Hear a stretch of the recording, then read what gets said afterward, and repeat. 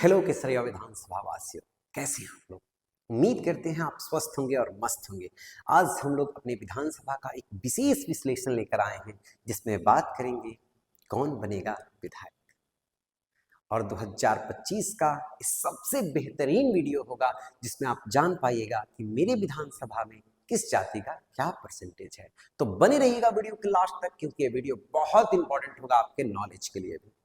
सबसे पहले बात कर लें कि सबसे ज्यादा किस जाति और किस समाज का पॉपुलेशन है केसरिया में, तो वो है मुस्लिम समाज, जिसका परसेंटेज है लगभग 18%। अब बात कर ले कि मुस्लिम समाज के बाद सबसे ज्यादा परसेंटेज किसका है, तो मुस्लिम समाज के बाद सबसे ज्यादा परसेंटेज है जिसको हम लोग कहते हैं यादव समाज, जिसका परसेंटेज 16.9 या समथिंग के करीब है। अब बात कर लेते हैं हम लोग कि इन दोनों के बाद परसेंटेज किसका है, तो उसके बाद यादव समाज कुशवाहा समाज का परसेंटेज है। और उसके बाद बात कर ले तो राजपूत, नहीं उसके बाद बहुत सारे हो जाएंगे, लेकिन सबसे अच्छा अगर बात कर ले जो अभी कैंडिडेट जो दूसरे कैंडिडेट हैं उनका राजपूत समाज का जो वोट का बात कर ले 3.4% है। बाकी सभी जातियां हैं अपने अपने कुछ परसेंटेज के साथ। लेकिन फैक्टर क्या है, कौन जिता देगा और कौन हार जाएगा, किसका वोट क्या मायने रखता है, आप थोड़ी विश्लेषण के बाद समझ पाएंगे इन सारी चीजों को। बने रहिएगा वीडियो के लास्ट तक, थोड़ा लंबा होगा बट आप एक एक चीजें समझ पाएंगे। अब सबसे बड़ी बात है कि हम लोग का केसरिया बिल्कुल दो लोगों के आसपास इर्द गिर्द घूमते रहता है। एक है डॉक्टर राजेश कुमार और दूसरे शालिनी मिश्रा। तो बात करते हैं कि डॉक्टर राजेश कुमार और शालिनी मिश्रा, जैसे इस बार शालिनी मिश्रा है और ये भी निश्चित है कि शालिनी मिश्रा का रिजल्ट क्या होगा, ये आप खुद जज कर लीजिएगा और समझ जाइएगा कि कैसे शालिनी मिश्रा इस बार क्या कर सकती हैं, उनका वोट कितने लगभग कितने वोट रहेंगे और वो कैसे जीत जाएगी। तो बात करने के लिए सबसे पहले हम आपको कुछ डाटा दिखाना चाहेंगे। बिल्कुल आप वीडियो पर देखते रहिएगा, बने रहिएगा, क्योंकि जैसे ही आप कुछ डाटा देखिएगा तो क्लियर हो जाएगा। बात कर ली पिछली बार शालिनी मिश्रा जीती गए कितने वोट से थी, तो पिछली बार शालिनी मिश्रा को 40,219 वोट मिले थे। 6% से 26% वोट मिला था और 6% से जीत गए थे, जिसमें आप देख सकते हैं संतोष कुशवाहा जो आरजेडी से हैं, जो कुशवाहा समाज से हैं, उनको वोट मिला था 30,000। लेकिन कुशवाहा समाज का ये वोट नहीं है, ये वोट आरजेडी का है 30,000। उस समय खड़े कौन कौन हो गए थे, तो रामशरण यादव जी 18,000 वोट, कुछ यादव समाज का वोट इनको चला गया, महेश्वर सिंह, उसके बाद राजेश कुमार इंडिपेंडेंट थे 17,000 वोटों के साथ। ये आपका एक्चुअल वोट लगभग कुशवाहा समाज का है और बाकी जो डॉक्टर राजेश कुमार के फैंस हैं उनके कुछ वोट हैं। अब बात रहा कि डॉक्टर साहब कैसे प्रभावित करते हैं, सेम यही कंसेप्ट आप देखने का प्रयास करिएगा कि 40,000 में शालिनी मिश्रा विजयी होती है 2020 में। अगर हम 2015 का बात कर दें तो ये वोट डॉक्टर राजेश कुमार को 62,900 पड़ता है। 40,000 प्लस 20 और 2 22,000 वोट, जो बहुत बड़ा आंकड़ा था। और इस बार जो वोट पड़ने वाला है राजेंद्र प्रसाद गुप्ता जो बीजेपी से थे, उनका वोट परसेंटेज था मात्र 46,000। तो आप समझ सकते हैं कि डॉक्टर राजेश कुमार को जो वोट मिल रहे हैं 30,000, और 30,000 के बाद उसमें 30,000 और ऐड कर लीजिए, क्योंकि 17,000 उनको मिला हुआ है। तो 17,000 कुछ यादव समाज का वोट जो रामशरण यादव जी रखे हुए हैं वो भी डॉक्टर राजेश को कन्वर्ट हो गए थे। तो 17,000 और कुछ वहां से वोट मिला दीजिएगा तो 30 और 30 हो जाता है। 15,000 बाकी लोग जो काटे थे उस वोट को मिला दीजिएगा तो 60,000 जो कन्वर्ट होते हैं डॉक्टर साहब के लिए। लेकिन अब बात है कि डॉक्टर साहब विधानसभा में नहीं है, तो बच गई शालिनी मिश्रा। अब शालिनी मिश्रा को इसमें फायदा क्या हो जाएगा, कुछ चीजें आप देख लीजिएगा तो आपको समझ में आ जाएगा। बिल्कुल आप ध्यान से देखिएगा।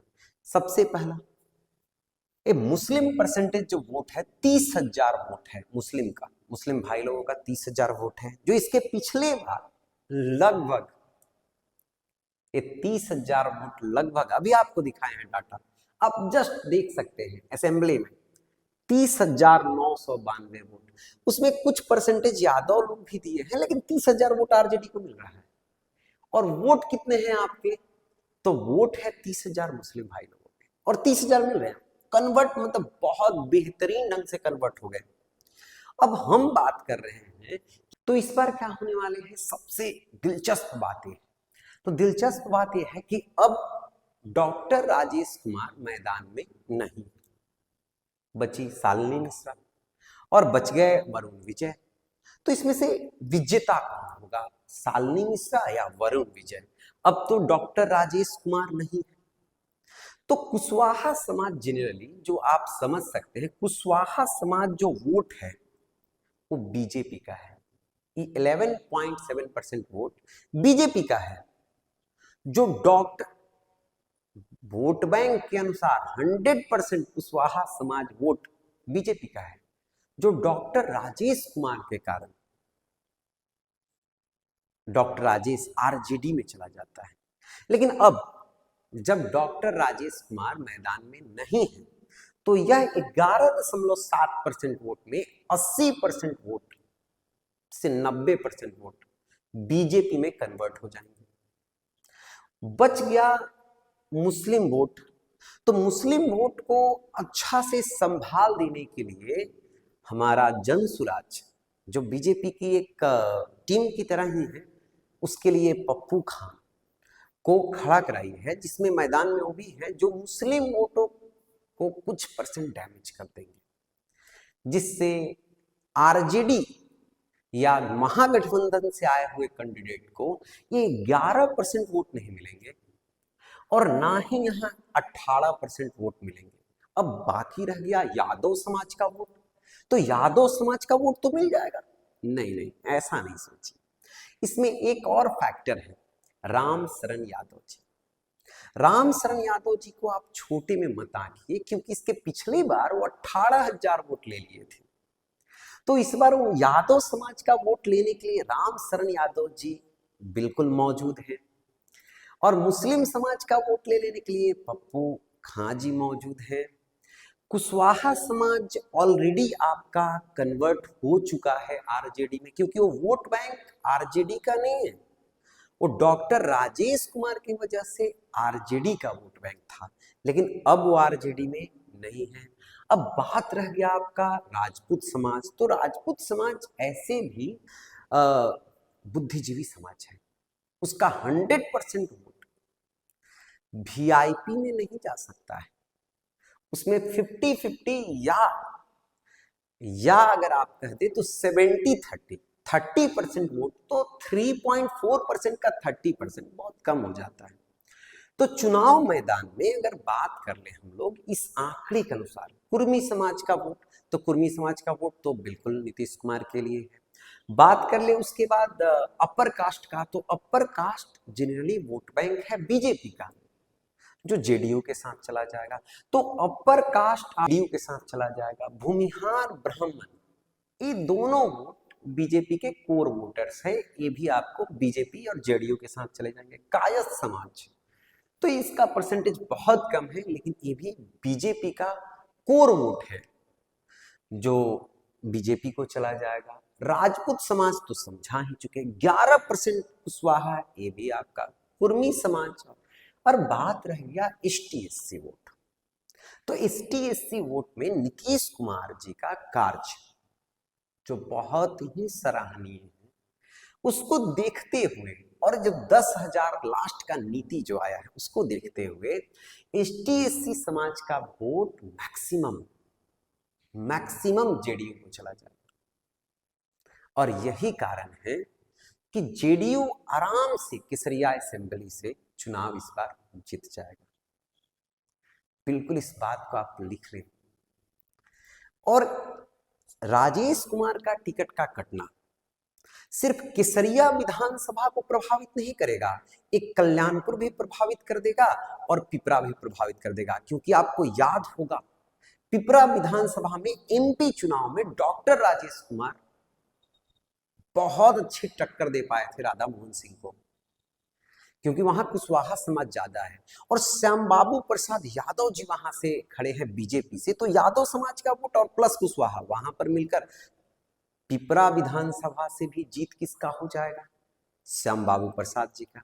बात रह गया कल्याणपुर विधानसभा से, तो कल्याणपुर विधानसभा के कुशवाहा समाज भी नहीं देगा वोट आरजेडी को। क्यों?